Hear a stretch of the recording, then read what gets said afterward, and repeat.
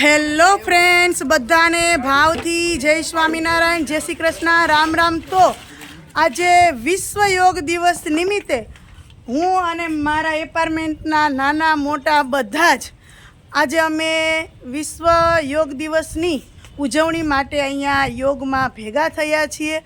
તો આજનો દિવસ અમે યાદગાર બનાવવા માટે બધા સરસ મજાનો યોગ અને યોગ પ્રાર્થના કરીશું।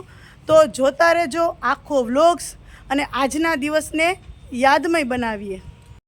તો સારું, ચાલો અમે બધા છત ઉપર આવી અને પહેલી શરૂઆત યોગ પ્રાર્થનાથી કરી અને પછી ધીમે ધીમે એક પછી એક એક્સરસાઇઝ ચાલુ કરી। પણ આજનો દિવસ કંઈક સવાર અલગ જ હતી, કારણ કે આગલે દિવસેથી બધા બાળકો એટલા હરખાણા હતા કે આંટી તમે આવજો આવજો અને આપણે આ યોગ કરવો છે અને આપણે વિશ્વ યોગ દિવસની ઉજવણી કરવી છે, તો તમારે કાલ તો આવવું જ પડશે। એટલે મેં કીધું હા। એટલે સવારમાં બાળકો ને બે ચાર બહેનો ને વડીલો ને બધા ધાબા ઉપર ગયા અને એને ધીમે ધીમે હળવી આજે એક્સરસાઇઝ કરી અને એક્સરસાઇઝ કરતાની સાથે જ એવું મનમાં નક્કી કરી લીધું કે હવે આપણે રોજે 1 કલાક આપણા માટે કાઢવાની છે, આપણા શરીર માટે, આપણી તંદુરસ્તી માટે, આપણા મનની પ્રફુલ્લિતતા માટે।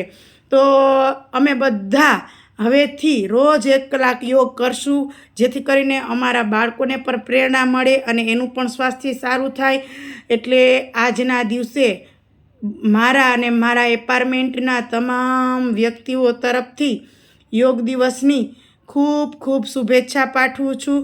બધાને ભાવથી જય સ્વામિનારાયણ, જય શ્રી કૃષ્ણ।